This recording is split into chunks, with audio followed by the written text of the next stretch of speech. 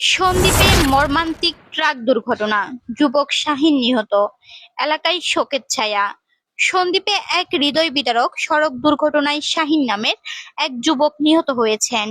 তিনি সন্দ্বীপ পৌরসভার ৩ নম্বর ওয়ার্ডের লন্ঠনী চৌধুরীর বাড়ির বাসিন্দা বলে জানা গেছে। স্থানীয় সূত্রে জানা যায়, রহমতপুর তালতলির দক্ষিণ পাশে হাজীপাড়ায় হঠাৎ করে একটি ট্রাকের সঙ্গে দুর্ঘটনার শিকার হন শাহীন।